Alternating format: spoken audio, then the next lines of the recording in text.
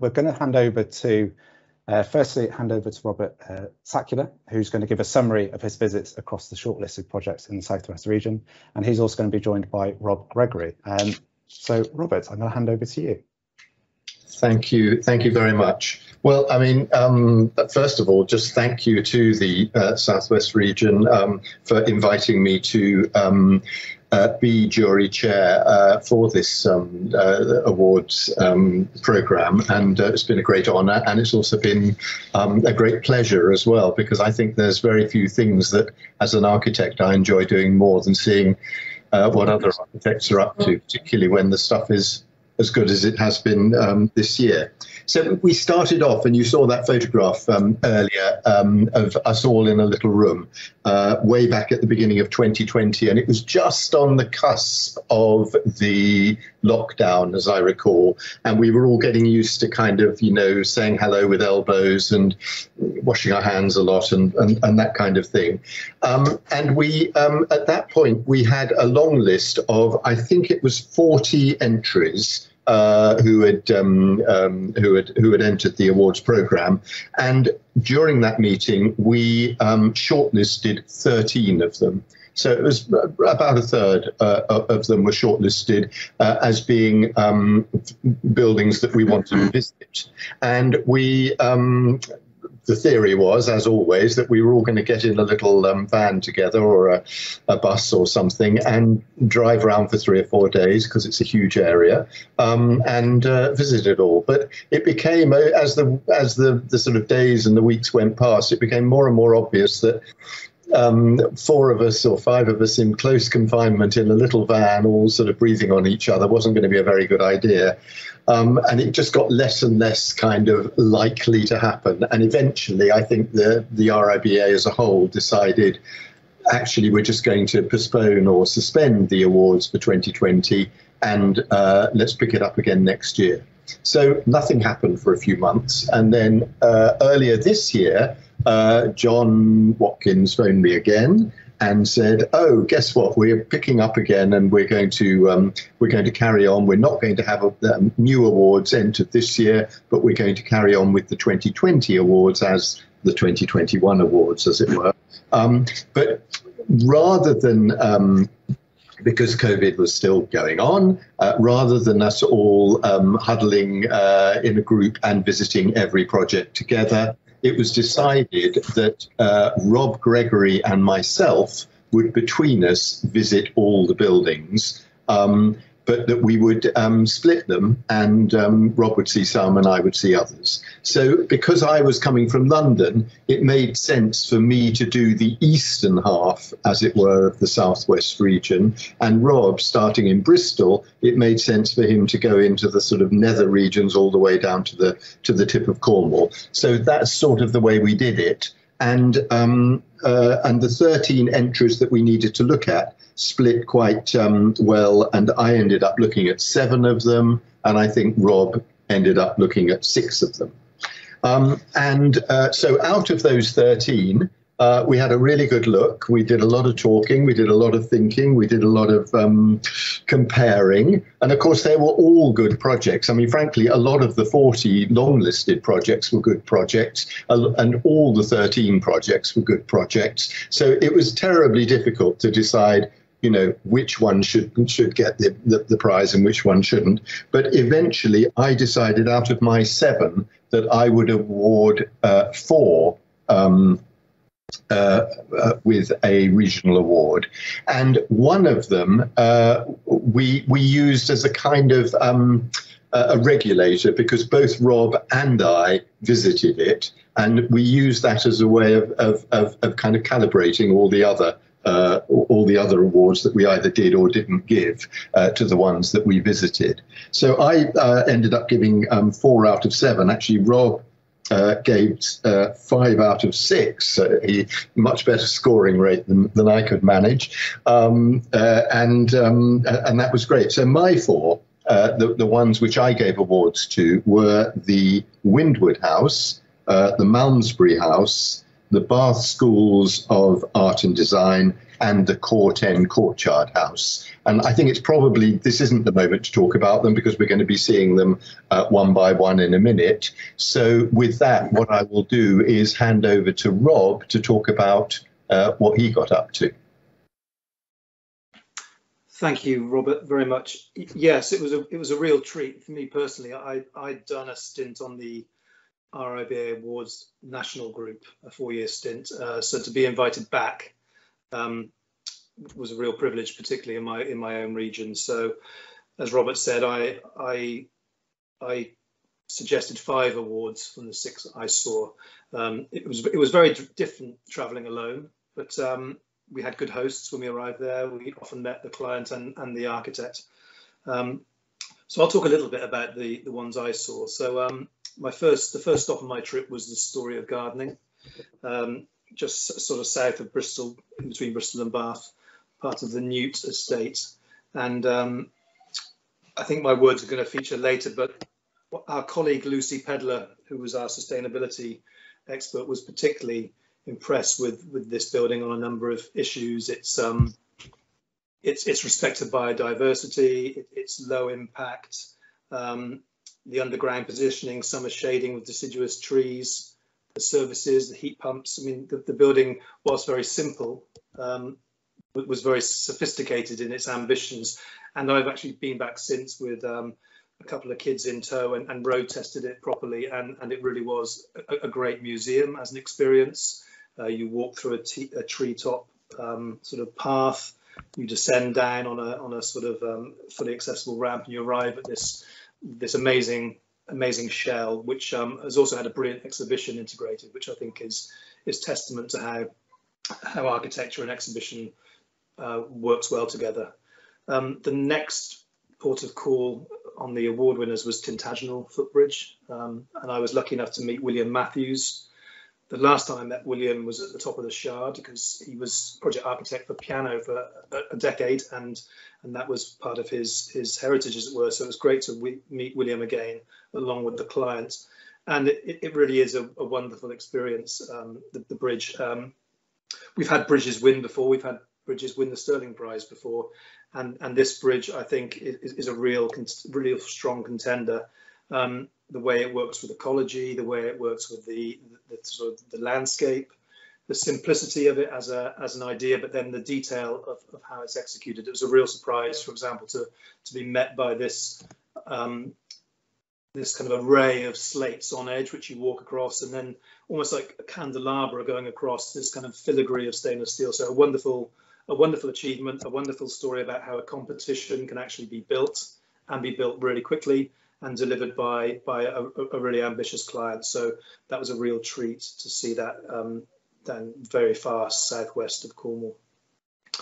Kresen Kernow was my next port of call, which was a project by Purcell, which is a practice I know well. So I went there kind of understanding, if you like, the complexity of these public heritage funded projects. You know, it's over a decade's work. So not only did the project appeal to many of us because of the fact that it saved a very important landmark, a former brewery, but it also served a very necessary purpose, bringing together archives from all over the region and becoming a place of exchange. And even though COVID hit them quite hard, when I visited, there were groups. It was the first day of their close control gallery being available, so they were able to exhibit a National Archive piece of Cornish literature. So people were very excited. So that project was a very strong contender. The next morning, early in the morning, I went to Nansledan, which is the new urban extension, if you like, to Newquay. And even though I'm not a master planner or a house designer, it was clear that this project had real qualities. And because I arrived early, I actually got shown around by the estate manager from the Duchy, and it was really interesting to discuss lessons learned from Poundbury and how they'd moved on as a client. So, and then I met the architect briefly as well, and it all added to the story. So I think on balance, we thought this was a really high quality master plan. Its ambitions to extend a bit of a brittle fringe, if you like, to Newquay was really strong. we saw it quite early, but nonetheless we thought the project was deserving of an award, and we look forward to the rest of the houses being built out there.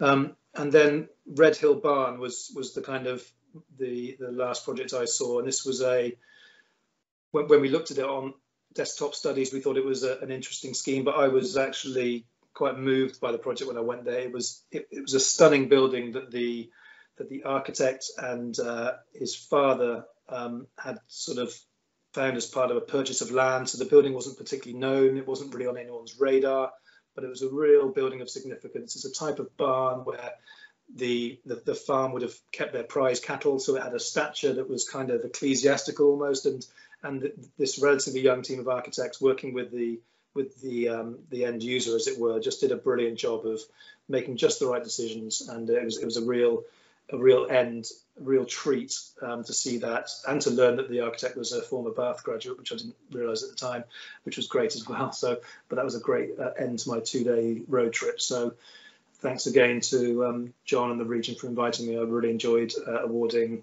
5 out of 6 projects. Thank you, Rob, and thank you, Robert, as well. It's really good to have the feedback. As you say, the RIBA Awards have been very different this year. As architects, we want to see people occupying, enjoying and living in buildings and spaces, and for the ability for the jury to share how they feel within these spaces as well, celebrating the joy of architecture. And I think you've both done this outstanding job in determining these awards under difficult circumstances, so thank you very much. So we're going to now lead on to our presentations. So we have got, let's run through the award. We've got 9 presentations and speakers lined up for you today. They're going to run through their award-winning buildings. And first up, we have Alison Brooks, who's going to talk about Winwood House, which is our RIBA South West Building of the Year 2021. So Alison, over to you. I'll just start by, first of all, thanking the RIBA and Robert and all of the jurors for selecting Winwood House for an award, and for making the effort to go all the way to the house and to spend time with me and my wonderful clients, David and Jenny Clifford. And I mean, I always have said that the RIBA Awards are the greatest honor, because it's peer review, and it's peer review in real time. And there's no greater honor than to be recognized by your peers, because we're all very critical. And as Rob Gregory said, judging other architects' buildings is an incredible learning experience, and it's a tough test for any building to go through.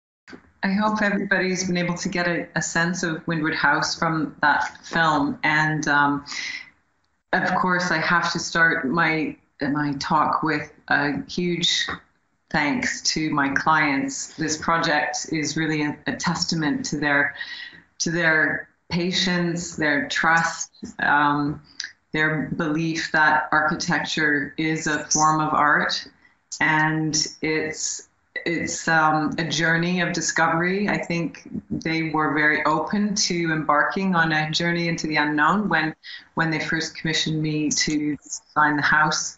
I often sort of joked with David that creation is a patient search. The quote from Corten. But I think this sort of journey of discovery was really about trying to really explore a new way of thinking about building in the landscape. I try to treat every house project as a kind of thesis, as a test of a new idea.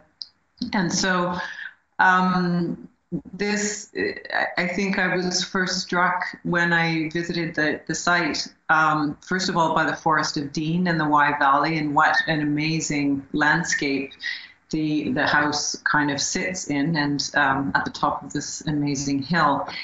And the just the importance of landscape. So, and then the second thing was the amazing art collection that David and Jenny have, that they live with, and that this art collection would be part of their daily life. So one of the questions was, how can architecture enable a sense of being in the landscape as a way of life? And then another question was, how can art be housed in a way that it becomes part of daily life? And so the idea of a house that acts as a kind of narrative, a meandering journey through the landscape, where you would experience both moments in the presence of art and looking at it and appreciating it, or it's just in your peripheral vision, and the landscape is the kind of focus of the view.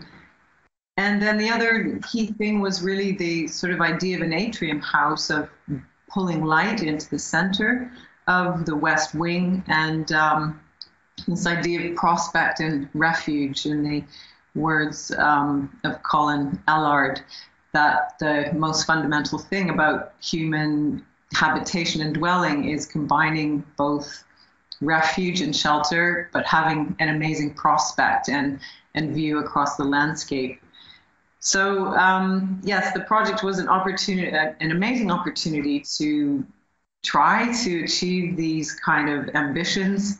We reused an existing pool house. There's a celebration of craft. The contractors, E.G. Carter, the stonemason, Barker & Barker, all local, wonderful joiners, Smith & Choice, metal workers, A.J. Lowther, and then the consultant team at Kira Engineers, who always do magical things with structure, making it disappear. Garden designer Stoney and Jansen, who did an absolutely wonderful living garden.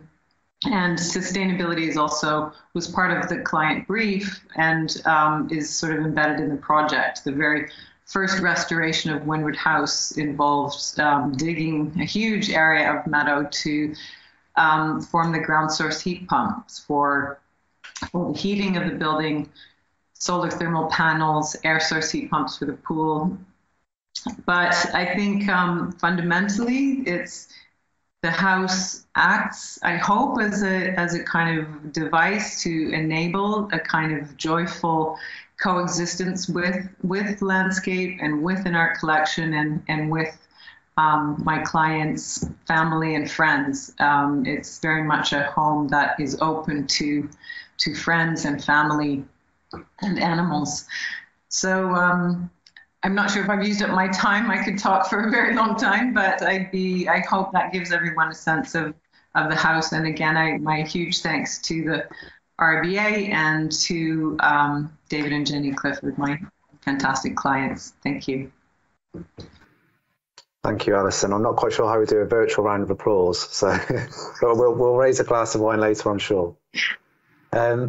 So we have allowed for people to ask Q&As during the session. So if there's anything that you want to ask, by all means, drop it in the chat, and we can come back to those. But I think we'll move on to our next speaker. So we've got Matt Borden, who's going to talk through the story of gardening with Stonewood Design. And it's the RIBA South West Client of the Year 2021 with the Newt for the story of gardening. And it's also the RIBA South West Sustainability Award for this year as well. So Matt, I'm going to hand over to you. So we made a video to show, and we actually stuck to an architect deadline of doing it this morning. So Joe went down this morning and did a video, so I've not seen it yet, so I'm looking forward to talking over it. And as I watch it, I'm hoping to see that the rutting stag and deer appear, but we'll see. I think Joe said they were nearby. So I'm going to actually read the words of Rob Gregory, because for us it's very meaningful to hear the words of someone else, and particularly one of the RIBA judges. So I'll read Rob's words now.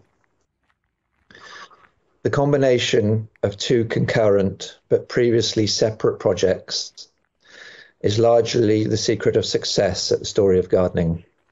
Furthermore, the collaboration of the three lead designers has been seamlessly and harmoniously executed. Designed and fabricated in Cape Town, the treetop walkway cannot and should not be seen in isolation. Instead, it is the perfect companion to the museum, providing a fully accessible route from the top of the bluff that borders the historic woodland through, down and around to the main entrance of the subterranean museum. It also sets up the pared back approach to materials and architectural detail that is seen throughout the project.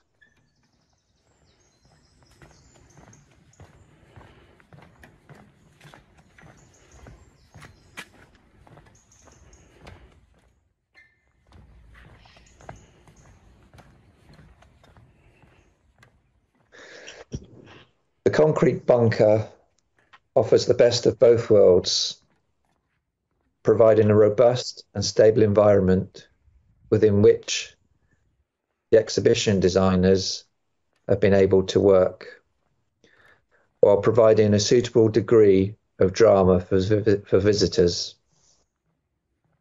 opening up to expansive and ever-changing views to the woodland beyond. There is very little fuss with this piece of architecture, which bears the signs of a mature hand from a relatively young practice.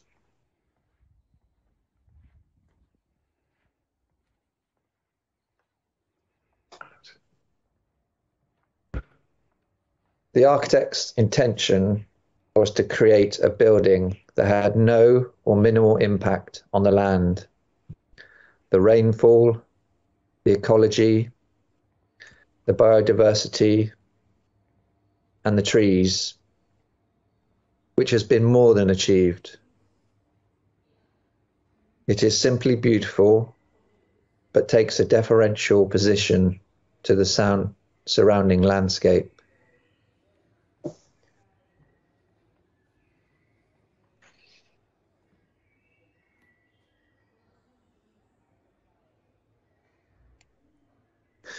The attention to all aspects of sustainable design is exemplary, from its underground positioning, summer shading of deciduous trees for the glazed wall, through to specifying locally made materials.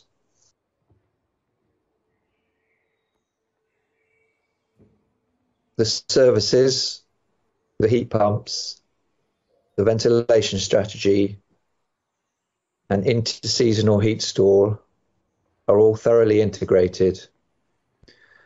The design is flexible so that the building has longevity and will be enjoyed by future generations. In addition to these specific points on sustainability, And in relation to construction and detail, from the balustrades and the honeycomb concrete walls to the detail around the plant room extract on the south end elevation, and around the only exposed external corner to the simplicity of the curtain walling, the architects and design team have worked in full harmony with client, site and brief.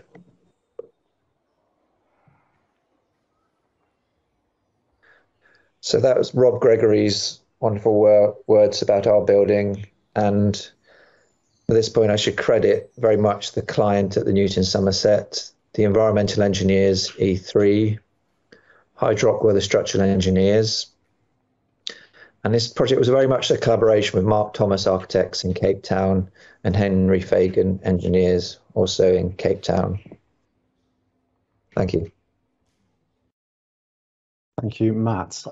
I have to say I've still not been. Our RIBA South West Wessex Forum was held in the Newt last week, and everybody that went absolutely loved it. They've not stopped talking about it. So, but I've listened to you talk about the scheme previously, and it was a fantastic presentation, an absolute delight. So, thank you very much. Our next speaker, I can't see any questions coming through, but by all means drop them into the chat, is Tom Powell, who is from the Red Hill Barn for Type Studio, and that won the RIBA Southwest Conservation Award for 2021. So Tom, I'm going to hand over to you. Hello. Yeah, so just like to say thank you ever so much to the RIBA. This is the first time we've sort of ever gone down the route of being in the RIBA Awards, and as a sort of first significant project to sort of be completed, it was an amazing honour and very surprising to be recognised. It was a sort of very personal project for me and our practice. It was a house for my parents, and I hope the video that you're about to see gives a sense of the project and how we went about creating it.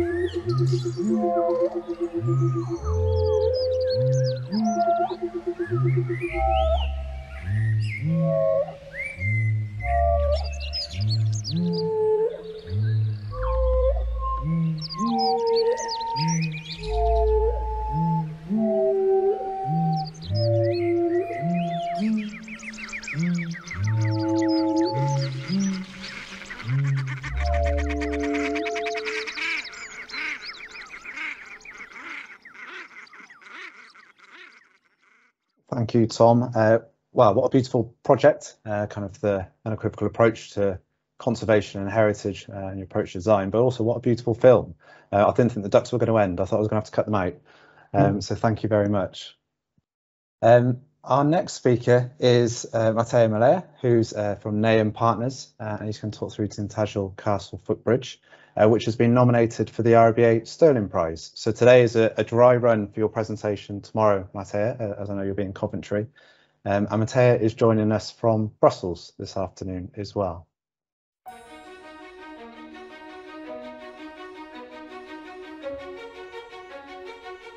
This is Tintagel Castle, set high on Cornwall's rugged north coast. For centuries, it's fueled the imaginations of writers, artists, and even Richard of Cornwall, the brother of King Henry III. In summer 2019, English Heritage installed a new footbridge to reunite the separated halves of the castle for the first time in over 500 years. The bridge is a serious feat of engineering and design, and it's transforming the way that people can experience the beauty of the landscape and the history of the castle. Ever since I moved to Cornwall 15 years ago and started studying history, I've been fascinated by Tintagel. I visited with my father when I was younger and have brought my own children here to experience the site firsthand. Much like Tintagel Castle itself, the new bridge will give visitors the chance to walk in the footfalls of history and travel to a landmark that features in stories told the world over.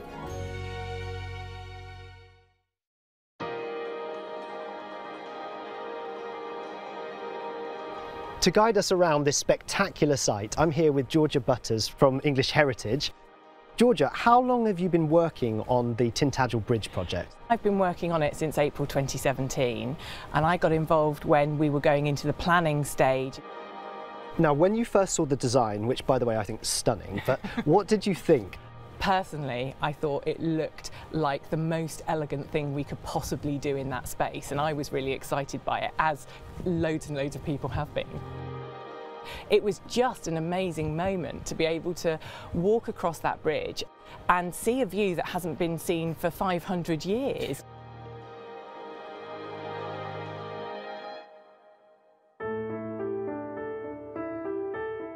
Historically, Tintagel would have looked completely different to how it does now.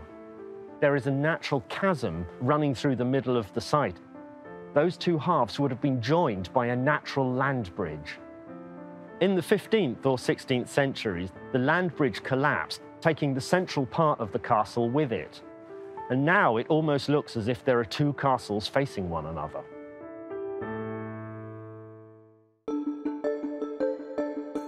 This spectacular medieval castle used to be something of a challenge to fully explore. Visitors to the castle used to have to climb up and down some pretty steep steps. English Heritage wanted to reunite the two parts of the castle, recreating that natural land bridge. They asked companies to help them create a bridge that used cutting-edge design in a way that works with the landscape rather than against it. The concept is very simple. Two cantilevers that reach out from each side and touch almost, but not quite, in the middle.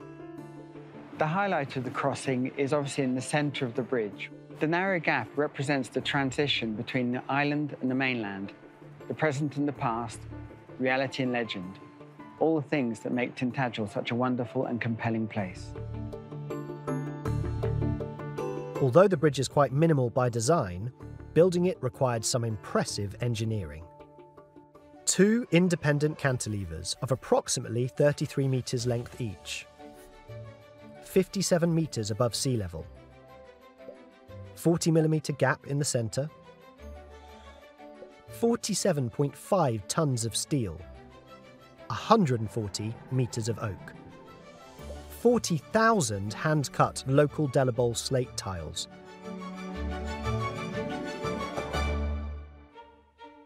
This is a distinctly Cornish castle, and the designers wanted the bridge to be Cornish too. The slate that you walk on when you cross the bridge was quarried just 3 miles away in Pengelly. The quarry is about 1,000 years old, probably the oldest operating slate quarry in the world. The slate itself was formed about 350 million years ago. So these blocks of 2 to 20 tonne go through primary saws to reduce them in size. They then go over to the splitters. The actual splitting process is very much the same as it's always been for centuries. So it's split by hand. The edges will be dressed on a dressing machine. And then they'll be sawn to dimension on secondary saws. The main sections of the bridge are made from steel by a steel fabrication company in Plymouth called Underhill Engineering. They made 18 main sections and did a trial erection where they put sections of the bridge together to see that they fit properly. Each half of the bridge was made in the workshop and then dismantled. It was then brought to site and put back together again. Helicopters were used to bring in the materials and equipment, including a huge cable crane, which spanned the gap between the two halves of the site.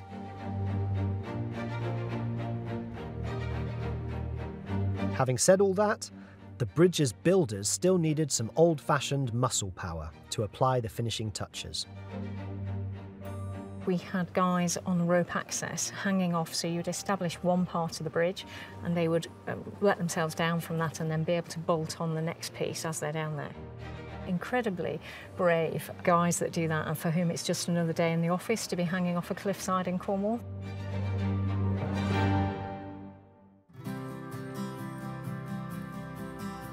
While the bridge was being built, other sections of the site were being given a new lease of life as well.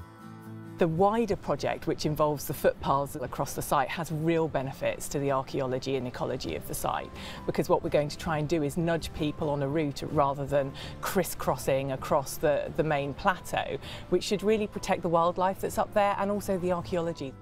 And I suppose making it more accessible to the public also opens up Tintagel and the wider local area to visitors. Already we've had thousands of people visiting the site. That's really important for local businesses and the tourism economy of Cornwall. We are intrinsically part of that. I think it's also really positive in terms of showing people the wonders of the history of Cornwall and being able to really engage with that ancient story that sits here, that's earlier than King Arthur and is about the people that actually lived here and worked here and traded here before those legends really arose.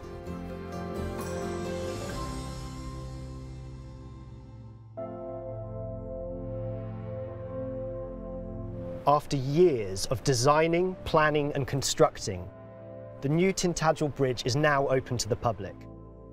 Its striking looks are enough to entice people from miles around.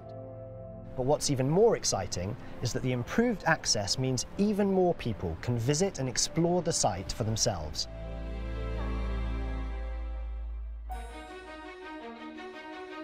English Heritage's role is to protect the sites as well as to spark people's imagination and inspire them to understand the history and what happened here. I think the bridge is going to transform the experience of coming to Tintagel for our visitors. They'll see from different angles and hopefully they'll understand the vital historical point that we made, that they are walking in the footsteps of their ancestors.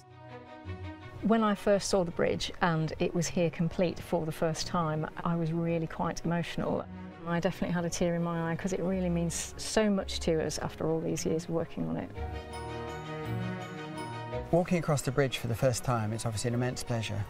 We spent many hours, days, months working on it, and to actually step out and walk across and feel as though you're floating as you go from the mainland to the island is wonderful. Very impressive, without a doubt. Absolutely. And the view is something else.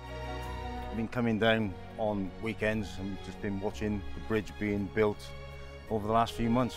And now you've walked across it for the first time? First time, yeah. What did you think? Worth every penny. Yeah.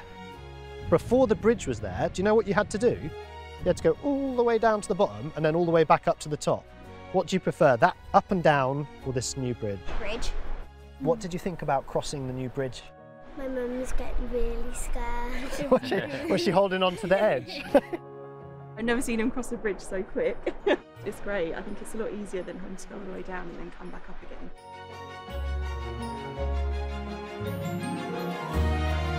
Crossing the bridge for me is an awesome experience. It blends modern engineering with all the history from the past and provides the most spectacular views across Tintagel. All that's left now is for you to come and visit the site and explore it for yourself.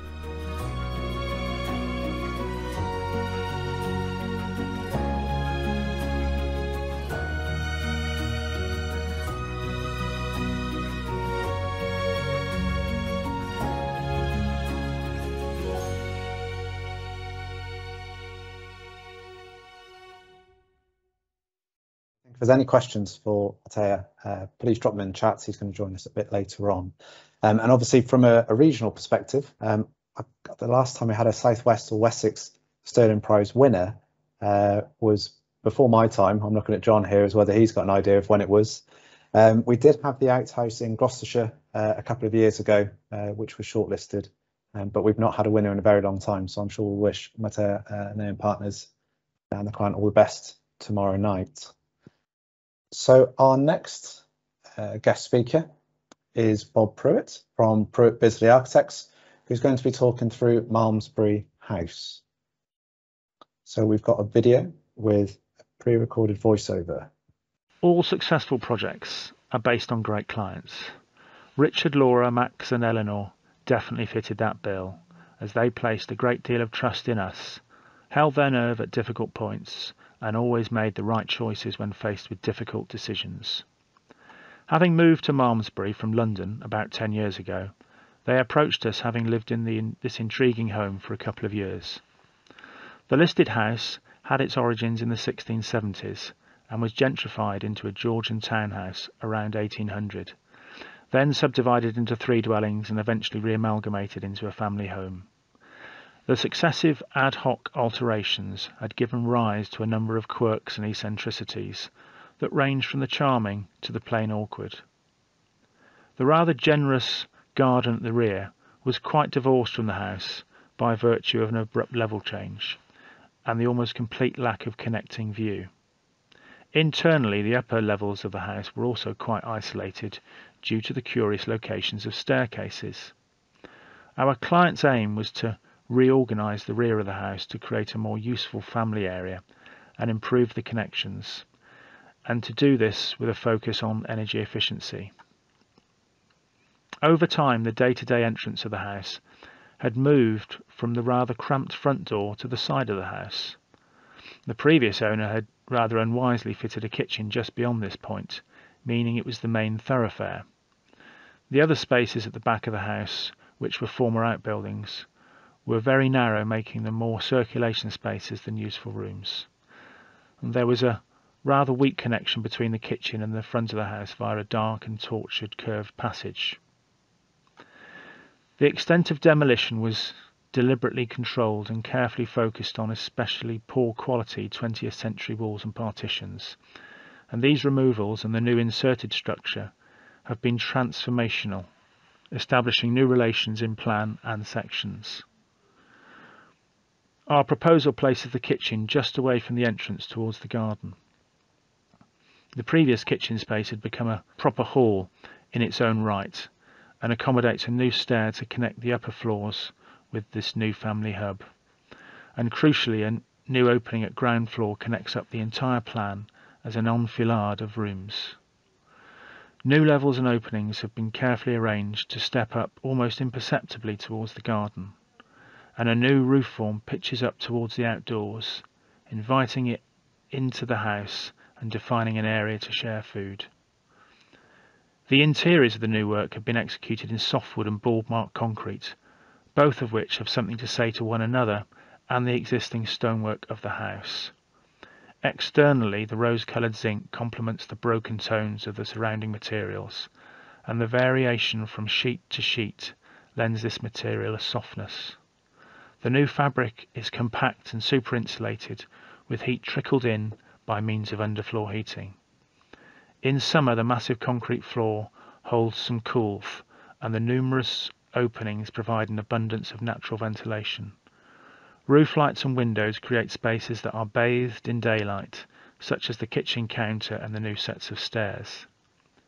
Our design process carried on into the site construction phase, and the 3 concrete portals which surround the hallway were a site solution to dress the ends of the opened up rubble walls.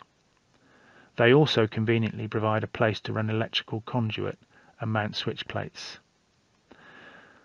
As well as having a great client and a super house, we had the pleasure to work with a committed contractor who took time and provided a special care with the formwork and the carpentry associated with the extension roof. And along with the contractor came the foreman's dog, who became a feature in all the site photos. So keen was he to be pictured whenever a camera appeared, he insisted on starring in the professional shoot that we organised at building handover. His presence seemed rather fitting, both as a reminder of the makers, but also of the way the project had been conceived. Not a piece of perfect order imposed on a structure, but more of a gentler negotiation where the incidental and the unplanned became part of the whole in a positive and enriching way. Thank you. Thank you, Bob. I wasn't sure whether you wanted to say a few words after your presentation. Thanks. Just a few words, if I may. So, I mean, partly to say sort of an amazing kind of delight and honour to be featured alongside the other winning projects, which are quite awe-inspiring, particularly following the previous project. But also to say thank you very much to our RIBA and your team, who've lived with the difficult process that it's been, and in particular to Robert Sakula, who met me on the visit and was so kind and generous with his words. So thank you to all, and to the other winners who were amazing. So incredible. Thank you. Thank you, Bob. And I say that hopefully we can raise a toast at some point in person, face to face. That'd be lovely. So I see that Matteo's joined us on the call. So I was going to hand over to him, whether you wanted to say any words of wisdom before your RBA Sterling Prize entry tomorrow evening, whether I've dropped you in it and you'll say no, go somewhere else.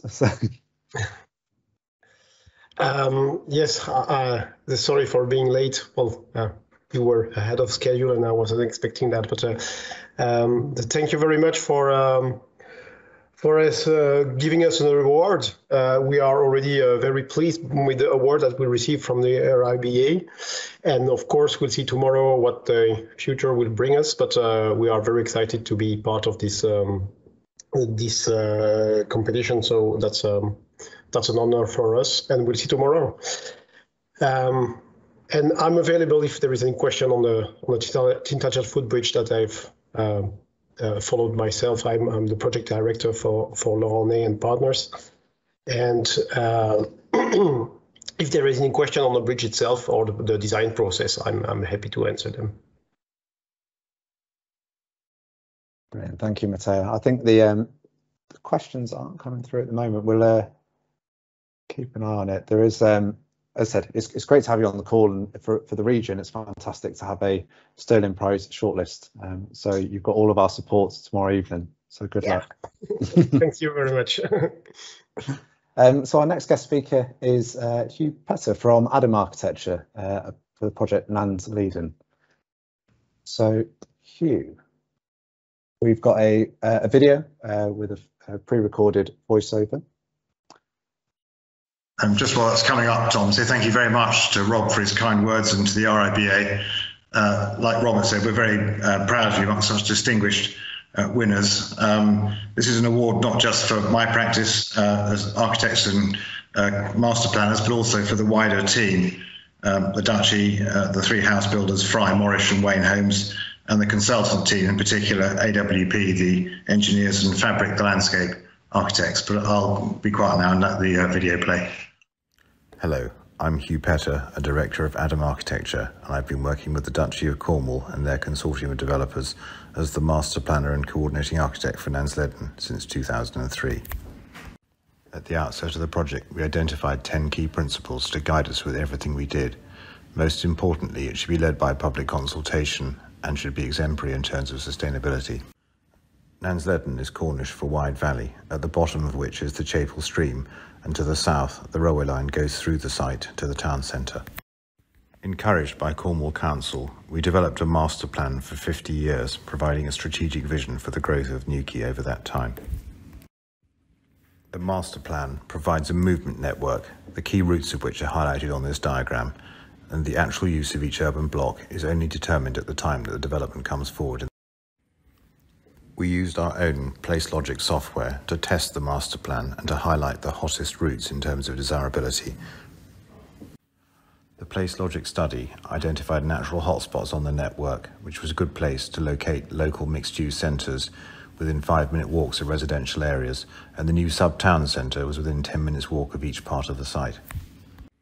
In this way, the master plan encourages pedestrian and cyclists and so helps to engender low-carbon patterns of living. At the outset of the project, we created a pattern book for Newquay, looking at urban form, architectural details and materials, and also the kinds of plants that thrive in a maritime environment. Nansledan is delivered through a common aspiration contract, binding all parties together and requiring the developers to deliver the landowner vision, with us checking at the planning stage, the working drawing stage, and then signing off the finished building before it can be sold to a third party. We started on site 5 years ago and are now 500 houses in, with 1 local centre completed and 2 others presently under construction. In this view, you can see the main street running down to the bottom of the valley, with large buildings along its route. Here is the junction to the existing road network, a square about with an obelisk in the centre and defined by 4 mixed-use Art Deco buildings. The secondary streets are quieter, tighter, and with bigger front gardens, and the architecture is less ambitious and more intimate. These secondary streets follow the contour, and much of the effect is achieved through colour rather than elaborate architectural detail.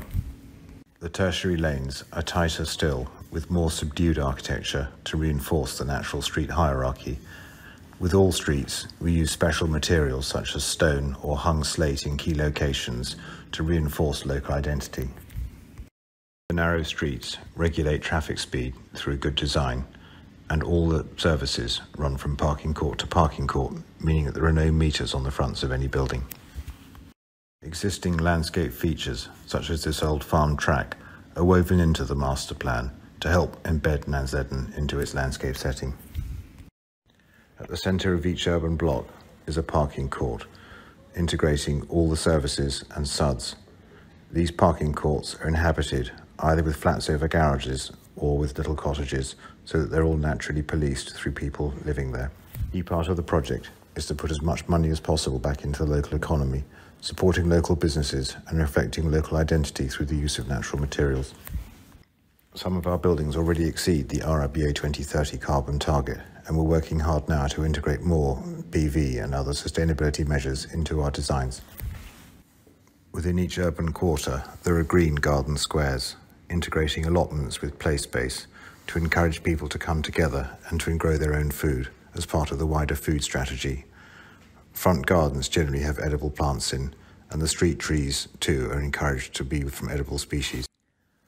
The ambition is to enrich the ecology of the site. Here are bee bricks made with China clay waste from St Austell, and working with the RSPB, we've installed at least 1 Swift box per house. To the east of Nansledan is our Sang, which opened last year. Working with ecologists, we identified the appropriate wildflower species, which are now there once more, and support a herd of Red Devon cattle. People can take their dogs there, are encouraged to enjoy the wildlife with information boards and special hides. 2 years ago, we opened the new primary school, a building on 2 floors. It costs the same price per square foot as a conventional local authority building, but achieves a much higher sustainability standard. Outside normal hours, the school can also be used by the local community, and the children can have some of their science lessons in the Sang next door. Each urban quarter is marked by a stylised natural dune crest plant form, in this case at Birdsfoot Trefoil. The ambition at Nansledan is to create a minimum of one job per household. Every house has fibre optic broadband, and clustered around the local centres are groups of mixed-use buildings with commercial space on the ground floor. We've already built about 20 of these units, all of which are occupied already, and there are about another 40 people waiting for similar kinds of accommodation.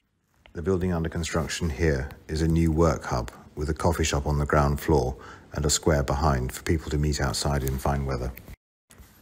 The commercial space delivered so far generally is in bigger blocks underneath affordable apartments. Having worked on Nansledan for over 18 years now, it's wonderful to see it coming to life and to be able to talk to the residents to understand their needs and ambitions as it grows. There are some 30 years still to go before Nansledan will be complete. We're always learning, and any success we've achieved so far is a result of close collaboration and taking time to listen to local needs and to think about how we can respond to them in the best way. Thank you. Brilliant. Thank you, Hugh. Did you want to add anything else? I think I'll leave it there for now, Tom. I'm happy to take questions later on. No, it's perfect. It's a wonderful video. Again, I think it highlights, I said earlier, I was talking about design codes and co-design, and your project really encompasses that, and you were ahead of the curve with the kind of 15-minute city model, kind of looking at slow modes of transport and how people move around the city and what's important to communities, and embedding ecology with it as well. So no, it's a lovely scheme. Congratulations on your award. Thank you very much. Our next guest speaker is, I'll just double check these questions. I think I did see something pop in. Matteo, there is a question about the bridge. It's a question about the footbridge. What is the maximum design load, and what are the safety design considerations put in place, given it's quite a long span? I guess I should answer that question. So the design load is 500 kilo per square meters. That's 5 kilonewtons per square meters. So 500 kilo per square meters makes roughly 6 persons per square meters. All over the length of the bridge, which is 66 meter, and all over the width of the bridge, which is 2.4. So if you do the math, and 2.4 times 66 times 6 persons gives you, I don't know, 2,000 persons in total on the bridge at the same time. But anyway, that's just to give an order of magnitude, to give a feeling about what is 500 kilo per square meters.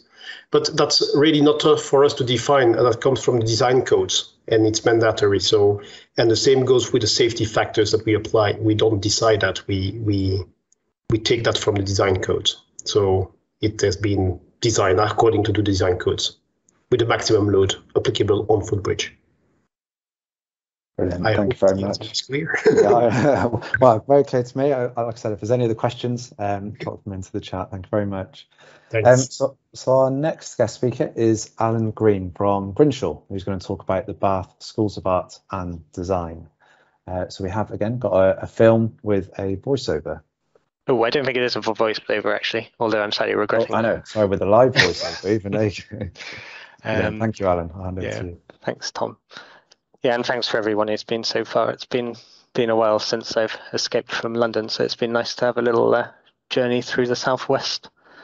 So yeah, if we start, this is the conversion of the Herman Miller wood mill into the Bath Schools of Art and Design, and that's Nick and Max Dupree of Herman Miller, and they had this idea of a building that could change, over time, and this is the original brief, and change with the users. And also the processes, which is well known, I guess, for the modular interchangeable facade system. And that's it back in 1977 or 76 when it was finished. And also the plug and play services was another key ethos to how it could change. And also a volume that was flexible in its own right to change use even in the future. And this worked well for the first life as a factory.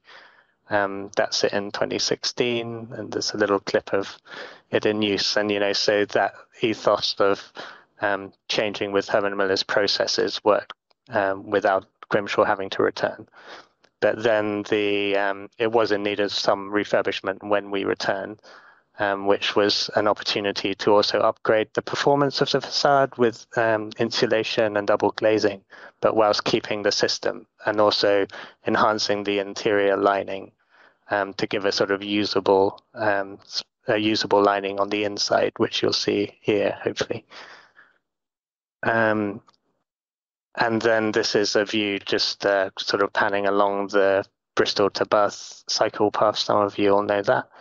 You can see the sort of existing volume below with the facade that was retained and refurbished within the factory, actually. And new entrance reinstated there to reflect the original, and the extension on top as well, sort of modest in size, hopefully compared to the original. Oh yeah, and then the view at night. And yeah, so the extension on top was in an independent structure which reused some existing foundations that were there from the original design, and also means sort of it touches the existing structure very lightly, and reflects the module of the facade of the existing building, and also you can see there the new roof lights and PVs on the roof, new plant, because it takes a lot more people now than it used to.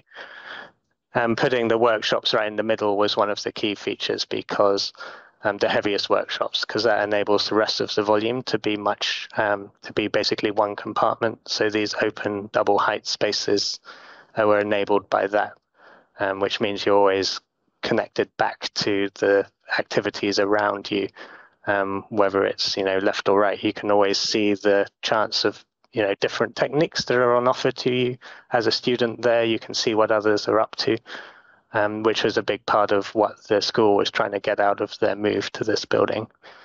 And those workshops can also become studios that could change again in the future. That's a screen printing workshop. And it also enables these kind of long views through the whole building, different volumes between levels. So that's a presentation space. And these other glimpses always back to outside as well. And again, the existing structure above and these long views through the whole thing. And raising the roof was a big part of what we did here, because by raising up the roof, we could kind of express the existing original structure, and gain this volume for a flexible network of services. That means you can tune the whole mezzanine to the changing course architecture, knowing that you'll always have above the service requirements, whether it's lighting, ventilation, data, power, it's always up there. So these partitions here on the mezzanine can move around, they can be everywhere, and it changes every time we go there, really. So that's working quite well. And you get these glimpses down always into the central kind of communal spaces. Down here, the street with breakout on one side. And this space connects, the city on one side to the river on the other side. You can see the CLT roof above and the retained structural slab. And then finally, this kind of link of, you're always seeing these kind of two sides of the school, the social spaces where students meet with the working spaces, making spaces next door. And then, there's just a parting quote from Nick Grimshaw back in the 70s, saying how all of these systems, you design these systems to enable change, but also you need people to want to make those changes for buildings to last. So I think that's the kind of two sides, almost going back to the brief, like it's important to design for change, but also design for people so that they wish to change their building and live with those changes. So that's that. And I would also say that, the building is actually open to the public, which is a nice feature, and the landscape is too. So the School of Art and Design are very welcoming to visitors. So if anyone wants to pop down there, you'll be, I'm sure, welcome to do so. Thank you. Great, thanks, Alan. I didn't realise it was open to the public. That's another one to add to the list. I'm going to the Newt, and I'm going to see that building as well. So yeah, no, thank you. Again, I think it's very pertinent and kind of timely that you're looking at kind of almost circular economy principles of the building, the flexibility of it, and how it's going to be reused in the future. Yeah, for sure. Yeah. I mean, it's kind of funny seeing some of what Nick talked about back in the day, because now he talked a lot about buildings as resources. So yeah, now the circular economy is becoming more important in architecture. I think it is quite pertinent. Yeah. Great. Well, thank you very much. If there's any other questions, by all means, put them into the chat. So we're going to move on to our next speaker, who is David Byrne from Purcell, who's going to talk us through Kresen Kernow, and it's going to be a film with a pre-recorded voiceover. I'm sure that David's on the call as well if he wants to add anything before or after as we sort out our IT. So David, I'll hand over to you. Yeah, thank you very much, Tom. So yeah, I'd just like to take the opportunity to thank the RIBA panel very much for seeing through this award ceremony in the most challenging of circumstances, and also an opportunity to thank our client, Cornwall Council, again, who had great foresight and belief in seeing this project through from inception on a very challenging site. It was very much a team project, so thanks also to my colleagues at Arup, and also the wonderful work carried out by the contractor, which was Midas Construction. Hopefully now the film will play. Kresen Kernow is the new county archive and study centre for Cornwall, located on the site of the former Redruth Brewery. The brewery had been on this site since 1792. During its 200-year life, a diverse range of buildings had developed to accommodate the changing needs and increasing productivity of the brewery. The brewery was a large and significant employer, in fact one of the largest in Redruth. Located close to the town centre, it was a popular place to work and a thriving part of the community.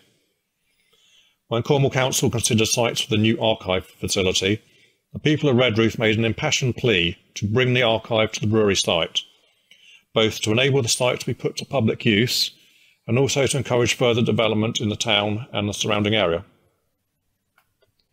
When the brewery closed in 2005, the site had fallen into a state of dereliction, becoming a major blight on the town.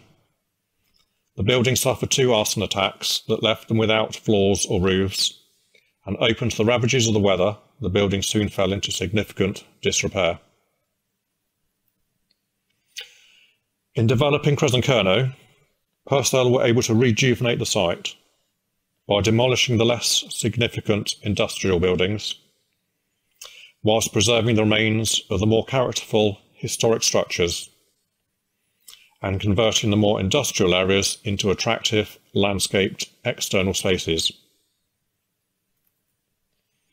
The work to the historic structures involved a programme of major repairs, including reconstruction of the collapsed gable walls, salvaging cast iron columns and granite flagstones to enable them to be refinished and brought back into the reconfigured building. The site required major remediation work with significant re-levelling and re-landscaping, infilling the remains of redundant mine workings and watercourses to create a new public realm that links the site with the town centre whilst providing much needed flood defence measures. The historic chimney was repaired, fitted with a new cowl, and it's now illuminated at night to celebrate and advertise the new use of the site, whilst also providing an impressive feature in one of the staff workrooms. The new 2-storey archive provides a discrete counterpoint to the retained buildings, constructed from in-situ concrete and featuring concrete cladding with finely proportioned ribs on the outside. Designed to PD 5454 conservation standard, the archive spaces provide secure storage under closely controlled environmental conditions, protected against fire and flood. The archive material is stored on 14 miles of archive storage racking, with 16,000 individual shelves containing 1.5 million manuscripts, maps and documents that record the people and places of Cornwall from the 12th century to the present day. Since opening to the public in 2019, the centre has proved hugely popular with the local community, holding hundreds of activities and events in the main exhibition space and education rooms, including school visits, workshops and exhibitions, talks and family events. The project has changed the popular perception of an archive No longer is it an enclosed environment for a select few, but instead a bright and welcoming centre that encourages everyone to visit, learn and enjoy. Preserving and reimagining these most significant historic features, together with contemporary new insertions, both celebrates the former life of the buildings and creates a truly wonderful new facility that everyone can be proud of.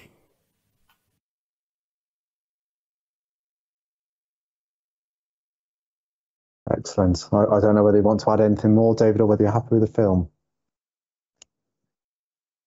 Thanks, Tom. I think the film covers the main points, but clearly if anyone has any questions, I shall endeavour to answer them. Brilliant. Thank you, David. No, the film was, excellent. Kind of very self-explanatory and detail as well about the archive quality as well. And we're actually on to our final guest speakers. So we're quite significantly ahead of schedule, which is good. I would normally say we can dash to the bar early, but we're not quite there yet. So our final guest speaker is Martina Golichova from Barefoot Architects for the Corten Courtyard House, which is the RIBA Southwest Small Project of the Year 2021. And Martina also got the RIBA Southwest Project Architect of the Year 2021. So I'm going to hand over to Martina. Thank you. Okay, so we are approaching the project site in its urban context. The project is located in St. Werburghs, which is a part of North Bristol, and it is located right next to a park. So here it is, on the right-hand side, there is a project opposite the listed urinal, metal listed urinal. As we walk around, we get a better view of the whole house. And at the right corner, you can see there is an old Edwardian post box, which we managed to keep, and that was very important for the local community. It is a prominent and busy location on a district shopping high street, and the site is located right next to the client's daughter's house. So that is how our wonderful client first kind of found the site. So we are going to go back in time now. And this is how we found the site 3 years ago. And it made us feel very excited straight away because it felt like an urban oasis, which was in great contrast to the busy street outside. And we loved the texture of the brick and the splashes of color. So that's what we did with the site. We kept the existing wall, which had to be reinforced because it wasn't structurally sound. And then we inserted a house into it. It's a courtyard house with all the rooms facing into the small courtyard, which reuses the old brick to sort of bring back some of that original feel of the site that we were so excited about. And then finally, there's a smaller first floor part protruding above the boundary wall, which provides access to a roof terrace. So I will now take you for a tour through the house. The client is an older lady who has got mobility issues, so it was essential for her to be able to live on the ground floor of the house, which is, however, raised above the street and flood risk level. Introducing a natural light was one of the main challenges of the project, and we provided roof lights to this bathroom, which is located right next to our client's bedroom, and also to the kitchen, which is located in the corner of the house. For the kitchen, we used the biggest possible standard roof light, and it does bring in a lot of light, and you can also get a great view of the tree canopies above that sort of hang over from the adjacent park. The main dining area provides a good connection to the small courtyard, and we have reused the old brick to form the floor of that courtyard. And we also had to rebuild some of that wall, which directly around the entrance gate. And this was done using the old bricks, which were covered in graffiti. And this resulted in this colorful pattern on this particular part of the wall, which is quite exciting. And then there is a sitting room located in the corner. This room has got higher ceiling, and although it's quite small, thanks to the higher ceiling level, it feels quite spacious. And so just behind me, there is also a utility room, which makes good use of that sort of small corner of the site. We will walk upstairs. So we sought to make the stairs accessible for the client. And then here upstairs, there is another bedroom with an ensuite shower room, which again makes a good use of that very narrow corner. And it works really well for the client. The choice of the tiles color was sort of to reflect the original courtyard and the splash of turquoise color that was there and that we really liked. And the view from the window gives you an idea of the contrast between the busy street and the courtyard. We walk onto the terrace now, which provides a useful amenity space and a lovely connection to the park, being located right under the large tree canopies. We use Corten cladding, which has a relationship to the brick context of the area in a contemporary way, and our committed contractor made sure the cladding was installed with great attention to detail. Finally, we get a view of the house from the roof terrace. The shape is a natural response to the shape of the site. Thank you, Martina. I think it's quite pertinent it's ended on his smiling face on the rooftop terrace. Beautiful project. Thank you. I'll pass my microphone on to Sam, who would like to say a few words as well. Okay, thank you. Thanks, everybody, for the patience, obviously, with the last presentation of the day. We just wanted to echo the sentiment of many of the other speakers of saying what an absolute privilege and honour it is for us to be on this incredible panel of architects. You know, for a small practice like us who are sort of growing, this is a huge, significant achievement, which we're delighted for. And I hope what our project shows is that with a little bit of imagination, a lot of hard work, an outstanding client, a disused, unloved corner of a city can be converted into a piece of architecture which can be celebrated by its community, the clients, and our profession. So, yeah, thank you very much for awarding us. It means a lot to us. Brilliant. Thank you, Sam, and thank you, Martina. There has been a question about the floor levels of the mother's new home. Do they happily coincide with those of her daughters? Could they ever knock through, or are they deliberately not knock throughable? So there was discussion about this during the design phase, and in the end the daughter decides that she preferred not to have a direct connection between the two houses. A healthy wall of separation, I think. I was going to say, I think we'll leave it there. I won't probe too much. That's something. Well, thank you both. Again, fantastic project, very well considered, and congratulations, Martina, for the Project Architect of the Year as well. Thank you. Thank you. So we're going to go back to our jury chair for the conclusion of the award celebration. So I'm going to hand over to Robert Sakula and Rob Gregory. I think Robert's going to go up first. Okay, well, thank you very much. I'd just like to say a few sort of general words about what we've seen. I mean, first of all, I thought the videos were really fantastic, and some of them are very, very inventive. I mean, that last one, I loved the way in which you introduced the house by taking us for a walk around the neighbourhood, because it kind of brings out the qualities of the house in a way which, when you just see a picture of it, just in its own starkness, you don't see. And I think many of the videos that we've seen today have been very a brilliant way of being able to understand and share some of the aspects of the architecture without actually being there. I've always thought that film and architecture go very well together, and this is a sort of proof of it. So, I mean, it's been a really interesting set of projects, really. I mean, they range in size from tiny houses, the one we've just seen, for example, to really, really large public buildings. And, you know, of the projects we've seen, you know, it's not just even buildings. There was a transport interchange. There was a bridge. what I really liked in perusing them was the fact that a large proportion of them are using existing buildings, and that reuse is becoming a more mainstream way of thinking among architects, and that has to be a good thing in 2021, because we just need all the help we can get, and that has to be good. And not just reuse, but sustainability generally, just in terms of reducing energy, reducing carbon, reducing the costs of procuring buildings, and so on. So that's really good.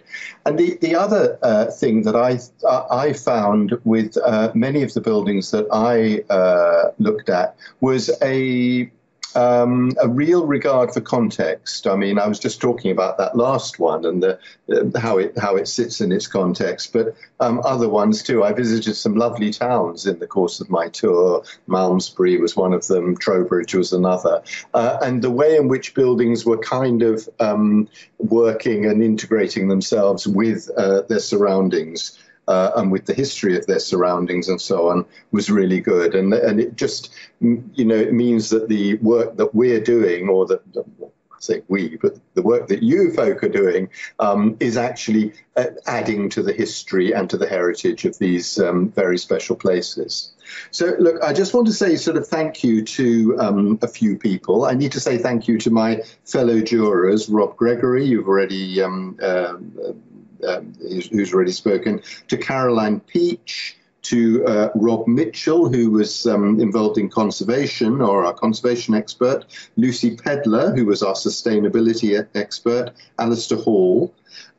And I've got to say a very special thank you to John Watkins, because, I mean, he was the sort of mastermind who held this whole thing together. And without him, I don't think we would ever have kind of just got around to seeing all these fabulous buildings. So thank you, John. And also a big thank you to Catherine Gandon, who put this event together today, and who I think has done a really brilliant job in actually pulling together so much diverse material and for our pleasure and perusal.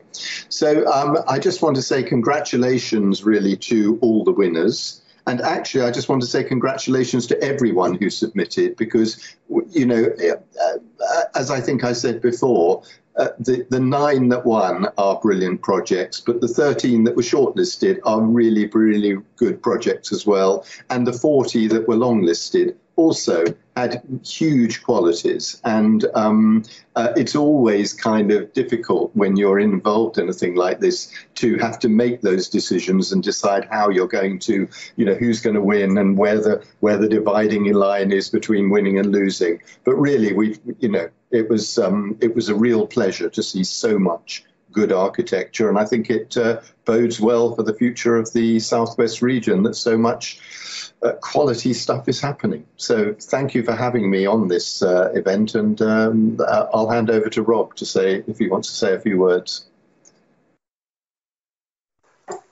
Thanks, Robert. Well, I guess I can thank you, as you thanked everyone else. Thank you, Robert, for chairing the jury. It was great working with you and the other colleagues. And just on a personal note, it's great to sort of be reunited with some old friends as well, a couple of old Bath graduates, and I think we should be really proud in the region. We've got some homegrown practices being featured here as well, not least Barefoot. So I think our city region and the Southwest region have got we've got a lot to look forward to as our commissions increase and the scale of our projects increase. So I look forward to seeing some future work from you all. Thank you. Brilliant, thank you, Rob. So I'm going to close the event actually. So I'm just going to run through a load of thank yous as well. So thank you to our architects and practices for supporting the delivery of the videos and presentation today. As raised earlier, they're a piece of art in their own right. So thank you for your time in delivering those, and hopefully there'll be opportunities to put them online and you can watch again in your own pleasure and time. Thank you to our juries for their time over the last 2 years. It's taken a while to get to this point, so thank you for your patience and for visiting architecture across the region under quite challenging circumstances. Congratulations again to all of our RIBA award winners, with particular congratulations and thanks to our clients. I think Alison summarised it quite eloquently, that architecture is a journey of discovery. And I think the presentations today highlighted that architects can deliver exceptional buildings, spaces, provide delight and improve people's lives, and that we are the champions for design excellence, ambassadors for climate solution, and have a unique role as guardians for the built environment. So thank you again to our clients and our architects that won today. Thank you to our sponsors, Ibstock, for their continued support. Thank you to all of our branch chairs, committee members and architects working with communities, local authorities to champion the profession across the region. A special thank you to Catherine Gandon for organising this evening's event. And the final thank you of the evening I've given to the RIBA regional team. Now, over the last 18 months, they've adapted, evolved, been stretched to meet our members' varying needs. That's from hosting global digital talks, establishing small and emerging practice groups, working between regions, or just keeping up with the various WhatsApp channels that we've now got in place for members to communicate quite quickly. They've shown their tenacity as a team, but also individuals, and they've continued to support architects and architecture across the region. So thank you very much to John, Catherine, Claire, Amanda, Michelle and Vicky for your ongoing support. You're very much valued by the membership. So this is where I raise a final toast. Unfortunately, I've only got a cup of tea next to me, so it doesn't quite feel right. But but congratulations to all our winners, and I hope that you all have a wonderful evening. So thank you very much.